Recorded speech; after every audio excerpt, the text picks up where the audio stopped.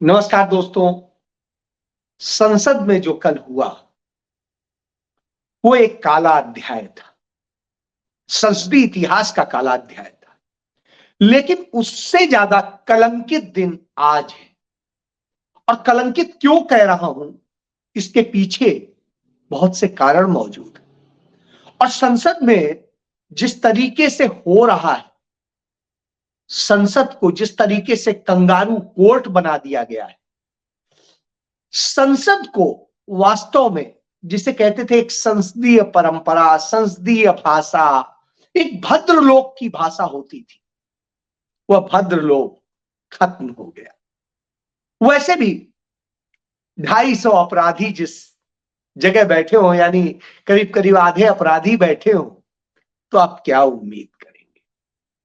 इन सारी स्थितियों के बाद में हम यही उम्मीद करेंगे कि हे ईश्वर, हमारे इस लोकतंत्र को, हमारे संविधान को, हमारे देश को बचा लीजिए।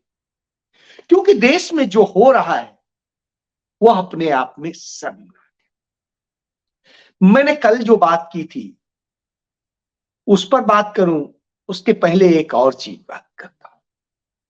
आखिर इन बच्चों ने, जो 4-5 बच्चे हैं जिन्होंने इस घटना को अंजाम दिया, क्यों इतने विवश हो गए?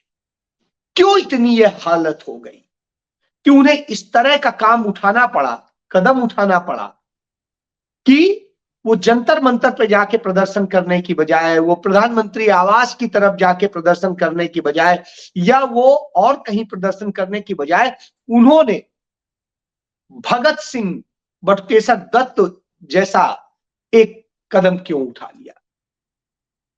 क्यों उन्होंने अपनी ही सरकार को, अपनी चुनी हुई सरकार को चेताने के लिए उन्हें यह गंभीर कदम उठाना पड़ा, जबकि वो जानते थे इसमें सजा भी होगी, इसमें और भी कड़ी कार्रवाई हो सकती, न जाने क्या क्या हो सकता।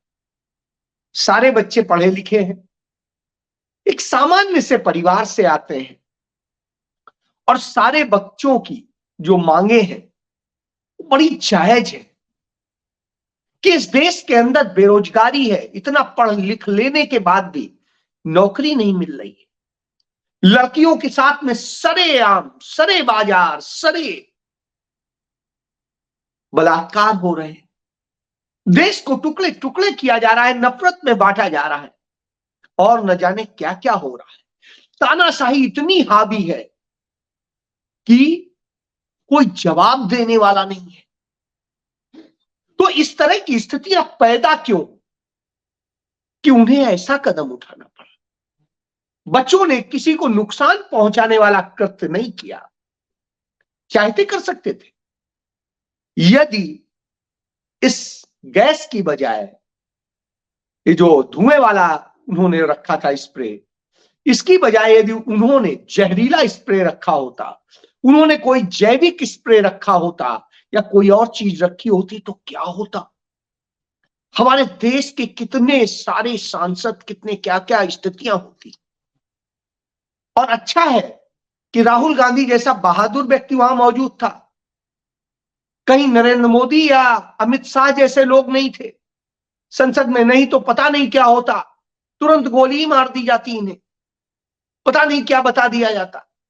और फिर अपने झूठ को सच साबित करने के लिए किस तरीके से सबूत गढ़े जाते, वो भी हम देखते। लेकिन चलिए, इन सब के बाद में यह है, उन बच्चों को गिरफ्तार किया गया, करना भी चाहिए, कानून के तहत अपराध है। लेकिन उसी कानून के तहत जिस सांसद के पास से वो गए थे, वो भी तो क्रिमिनल कॉन्स्पिरेसी का मुलजिम बन जाता है। प्राइमा फेसी वो बन जाता है, प्रथम दृष्टया वो मुलजिम बनता है। तो क्यों नहीं आपने उसके खिलाफ एफआईआर दर्ज की? सबसे पहले तो बनता है जिसके उससे पास बना उसको मुलजिम बनाइए, और फिर इनको बनाइए। फिर आप एग्जामिन कीजिए कौन दोषी है, नहीं है, या जो दोषी है उस पर चार्जशीट कीजिए, जो नहीं है उसे छोड़ दीजिए। यह सरकार यदि उचित समझे तो पूरा मुकदमा वापस ले ले। हुजूर, इन सारी चीजों पे गौर क्यों नहीं हुआ? उस सांसद पे बात क्यों नहीं हो रही है, उस प्रताप सिम्हा पे, जो आपराधिक प्रवृत्ति का है, जो दंगे फसाद करता है, नफरत के नाम पे करता है, उसके खिलाफ कार्रवाई नहीं, उससे पूछताछ नहीं, कोई चीज नहीं। तो आखिर पुलिस किसके इशारों पे और क्या जांच कर रही है? कौन सी जांच एजेंसी? इन बच्चों के ऊपर तो आप बहुत कुछ कर रहे हैं, सख्ती कर रहे हैं, इन्हें रिमांड पे भी लेंगे, लीजिए। तो साहब उस सांसद को भी तो लीजिए। उसने किसके कहे पर बनाया? वो बच्चे तो मैसूर के रहने वाले नहीं थे, कोई बच्चा इनमें से मैसूर का रहने वाला नहीं। तो साहब फिर इन बाहर के लोगों का कैसे बना दे रहे हैं? आपके संसदीय क्षेत्र का तो है नहीं। चिंताजनक है और इसके बारे में सोचना चाहिए। यदि किसी की सिफारिश पे बनाया है तो बताइए कि इसकी सिफारिश पे बनाया है, इसके कहे पे बनाया है, क्यों बनाया। सारी चीजें दूध का दूध, पानी का पानी होना चाहिए। यही तो सवाल देश के विपक्षी सांसद पूछ रहे हैं कि आखिर हम सबके जीवन को, इस देश की विधायिका को खतरे में डाल दिया गया, इस देश के तमाम अहम लोगों को खतरे में डाल दिया गया जो इस देश के करोड़ों करोड़ लोगों को रिप्रेजेंट करते हैं, यानी इस देश की पूरी व्यवस्था को खतरे में डाल दिया गया। तो साहब इस पर तो गृह मंत्री और प्रधानमंत्री को जवाब देना चाहिए, लेकिन वो भागे घूम रहे हैं, प्रधानमंत्री मुंह छिपाए घूम रहे हैं, अमित शाह डरा हुआ सा घूम रहा है। अरे भाई बताइए, आप तो जेल में भी रहे हैं, आपको तड़ीपार भी किया गया था, तो आपको बताने में क्या हर्ज है कि ये आखिर अपराधी हैं या सही लोग हैं या किसी के सिखाए हुए हैं, क्या है अब तक की आपकी 24 घंटे की इन्वेस्टिगेशन में क्या आया है? आप आश्वस्त कीजिए उस सदन को, लेकिन आपके अंदर ये क्षमता नहीं है, क्योंकि आप झूठ और नैरेटिव के आधार पर चलते हैं। लेकिन उन बच्चों ने जो सवाल उठा दिया है इस घटना के जरिए, उस पर तो बात सबसे पहले होनी चाहिए। इतना पढ़ने लिखने के बाद नीलम बेरोजगार, क्यों बेरोजगार है? बाकी बच्चे बेरोजगार है, क्यों बेरोजगार? क्योंकि इस देश की सरकार आपको रोजगार नहीं दे सकती। इस देश की सरकार जब यह कहती है कि हम इतने ट्रिलियन की इकोनॉमी कर रहे हैं, हम इतने दुनिया की इतनी तेज बढ़ती हुई रफ्तार की इकोनॉमी है, तो साफ सवाल इसलिए उठता है कि यदि आप इतनी तेज, इतनी बढ़ती हुई, तो किस बूते 174 लाख करोड़ के कर्ज के बूते पे आप कहते हैं कि आप इकोनॉमी इतनी मजबूत, और साहब इनमें 125 करोड़ का कर्ज जो है आपकी सरकार में, यानी 9 साल में इस देश के ऊपर इंपोज किया गया। 9 साल में इस देश पर 125 करोड़ का कर्ज लाद दिया गया, और कहते हैं आपने देश बना रहे हैं, हम मजबूत कर रहे हैं या देश को खोखला कर रहे हैं। पूंजीपतियों का 25 लाख करोड़ माफ कर देते हैं, और वो पूंजीपति जिनका आप माफ करते हैं वो इस देश को रोजगार कितना देते हैं? उन सबको यदि जोड़ लेते हैं तो भी वो लोग 10 लाख लोगों को रोजगार नहीं देते, 5 लाख लोगों को रोजगार नहीं देते। सोचिए आप। और यदि आप अपने देश के पीएसयूज को मजबूत कर देते इतने पैसे में, तो वो कम से कम 1 करोड़ लोगों को बेरोजगारी से बचा लेते, कम से कम 1 करोड़ लोगों को रोजगार दे देते। तो यह स्थिति होती। चलिए छोड़िए इस पर। इस देश के अंदर आंकड़े बताते हैं कि इस देश के अंदर 90 करोड़ लोग बेरोजगार हैं, और उन 90 में से 46 करोड़ लोगों ने रोजगार खोजना बंद कर दिया है, क्योंकि वो उम्मीद खो चुके हैं। आपने वैसे ही कह दिया था पकौड़े तलिए, पकौड़े वाले बन जाइए, चाय बेचिए। साहब आप डिग्री और सब कुछ लेके घूमिए और चाय बेचिए, पकौड़े बेचिए और खुश रहिए, क्योंकि इस देश की सरकार आपको रोजगार नहीं दे सकती। इस देश की सरकार आपको भिखारी बना के खड़ा करती है, और भारत सरकार, नरेंद्र मोदी खुद कहते हैं, शर्म आनी चाहिए कि आप 81.9 35 यानी 81 करोड़ 35 लाख लोगों को 5 किलो अनाज मुफ्त देकर उनका जीवन बचा रहे हैं। यानी इस दशा में आपने लाके देश को खड़ा कर दिया है। सोच करके शर्म आती है कि 130-40 करोड़ के देश में, चूंकि जनगणना नहीं हुई इसलिए एग्जैक्ट फिगर नहीं, लेकिन उम्मीद की जाती है 130 से 140 करोड़ के आसपास की आबादी। और इतनी आबादी में यदि 90 करोड़ बेरोजगार हैं और 81.35 यानी या तो आप 81 कह लीजिए या 82 कह लीजिए राउंड फिगर में, इतने लोग भूखमरे हैं, तो साहब शर्म आनी चाहिए। नरेंद्र मोदी सरकार के ये आंकड़े कि 45 साल में सबसे ज्यादा महंगाई इस वक्त है। 45 साल में सबसे ज्यादा महंगाई हो गई। खुदरा महंगाई बढ़ गई, दूसरी और महंगाई बढ़ गई, थोक महंगाई बढ़ गई। उसके बाद कहते हैं आप देश बना रहे हैं। कौन सा देश बना रहे हैं? मूर्खों से या उनके जरिए, गोबर दिमाग लोगों के जरिए आप जीत कर आए और कहें कि आप देश बना रहे हैं, तो शर्म आती है। उन गोबर दिमाग लोगों ने जिन्होंने आपको वोट दिया है, आपकी पार्टी को वोट दिया है, मुझे उन पर भी शर्म आती है कि वो गधे हैं क्या? वो किस आधार पर वोट देते हैं? मुझे उन मतदाताओं पे शर्म आती है। शर्म आती है ऐसे मतदाताओं पे जो नफरत के आधार पर वोट देते हैं, इस देश को बर्बादी करने की दिशा में मोड़ देते हैं। नेपाल जैसा देश हमारे देश की 7200 वर्ग एकड़ जमीन कब्जा कर लेता है। हमारी सरकार सोई रहती, हिम्मत नहीं होती है कि वो उसको जवाब दे सके। चीन हमारा 2500 वर्ग किलोमीटर जमीन कब्जा कर लेता है, कई गांव बसा देता है सीमा पर, लेकिन हमारी सरकार कहती है न कोई घुसा है न कोई घुस आया है। अब संसद में न कोई घुसा है न घुस आया है। किसने घुसा दिया है? क्यों प्रताप सिम्हा ने उसे पास जारी किया? इसका जवाब नहीं है।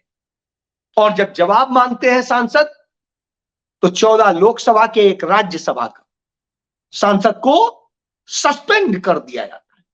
और हालात ये है नफरत की, उन जो 14 को सस्पेंड किया जाता है उनमें एक ऐसा सदस्य है जो सदन में आज गया ही नहीं। जो सदन में ही नहीं गया उसे भी आपने सस्पेंड कर दिया। तो यानी आप लिस्ट पहले ही से बना के रखते हैं कि हाँ किसको किसको कर देना है, आंख मूछ के कर देंगे, क्योंकि कंगारू कोर्ट चल रही है।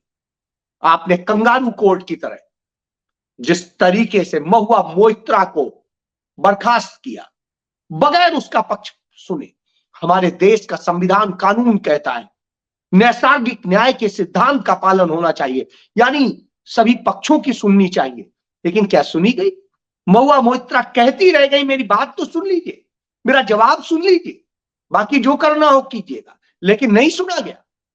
और जब एथिक्स कमेटी ने बुलाया और वो गई तो उनसे सवाल पूछे जा रहे थे, किसके साथ सोती हैं, क्या पहनती हैं, क्या करती हैं, रात में क्या करती हैं, किससे बात करती हैं। गजब की स्थिति है, एक महिला से इस तरह के सवाल, और उसके बाद में आप एथिक्स बता रहे हैं। एथिक्स, सारी एथिक्स को भाड़ में झोंकने के बाद आप ऐसी बात करते हैं।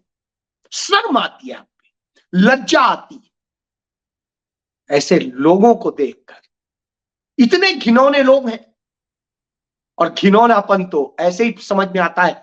सारे जितने बलात्कारी निकलते हैं वो तो सब भाजपा के ही निकलते हैं।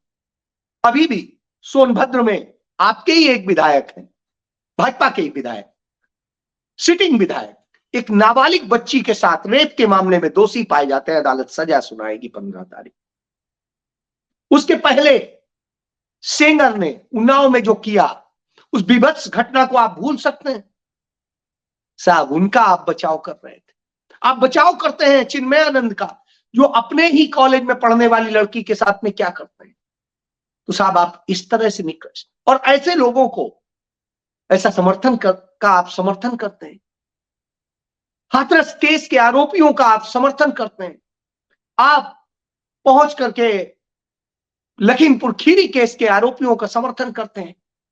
और ये एक जगह नहीं, आप छत्तीसगढ़ में देखिए, लड़की राखी बांध के आ रही थी और भाजपा के नेता और उसके साथियों ने किस तरीके से गैंग रेप किया था। इसी तरीके से राजस्थान में घटना हुई थी, भाजपा के ही लोग थे जिन्होंने ये किया।